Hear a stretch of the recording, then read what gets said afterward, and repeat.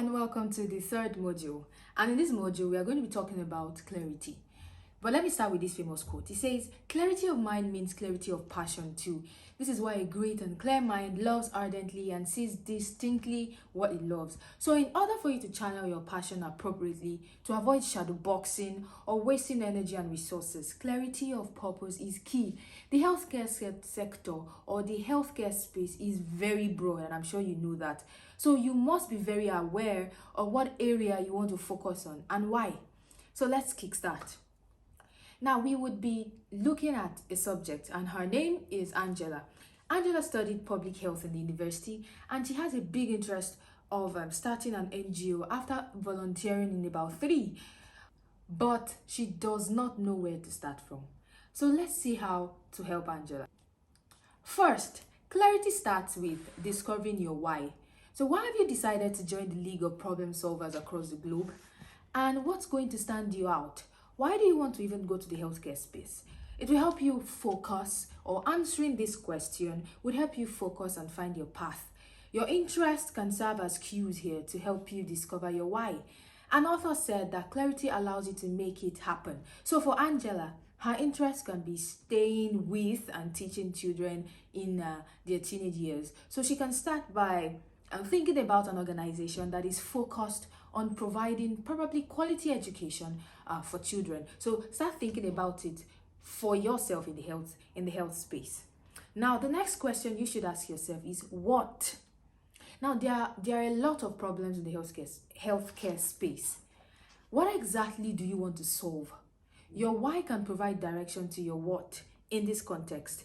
In Angela's case, there are a lot of problems in the education space, especially public primary and secondary schools in Nigeria. Does she want to just regularly provide learning materials to children, or she just wants to have an NGO that is focused on sensitizing schools on the need to acquire skills?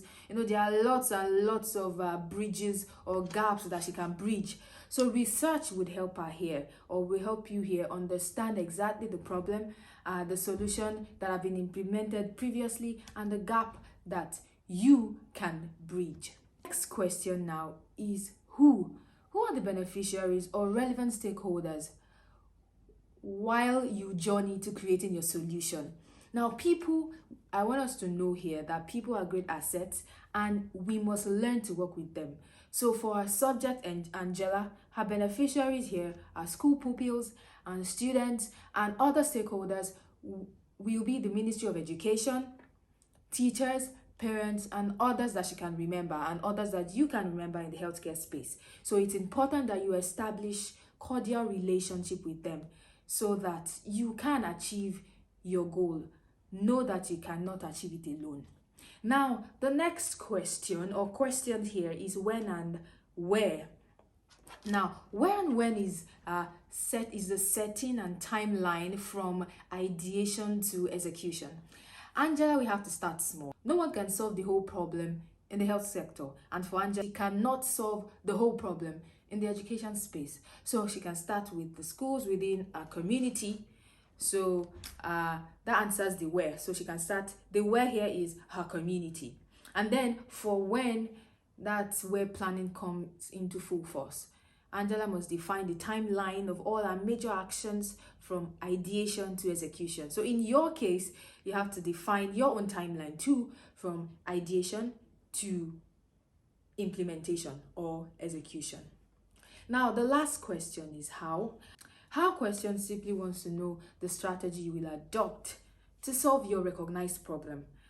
How will you raise funds? How will you establish relationships? For Angela, how will she visit schools? Probably your community is, within your community, you're targeting maybe a hospital. Yeah, maybe the hospital. So how are you going to reach out to them, and how are you going to raise funds to achieve your goal? So that's how would answer that question.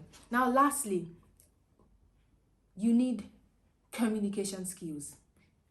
If you are clear on what you want to achieve, it's expedient that you're able to communicate your vision effectively.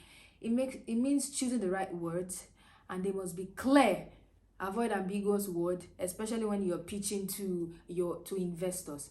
You have to be as clear as possible. You have to be concise. Keep your words short and simple, especially when pitching, like I said, to investors. And make sure that your words are credible. Nothing pisses anybody off when you just keep uttering unfactual information. Make sure that your words or whatever information you're referencing are facts. Make sure that your data, yes, is right. Be cautious. Make good use of the 3 major magic words: please, sorry, and thank you, and any other. And then be current. Don't still news. Still news don't sell. Be abreast. Stay abreast with the latest information in your field. Here in the healthcare space, what's happening in technology, because right now people are thinking about how technology can solve health problems. So be thinking about, you must be current in that field to guide you in your decision. It gives the impression that you're not here for joke and you know what you're doing.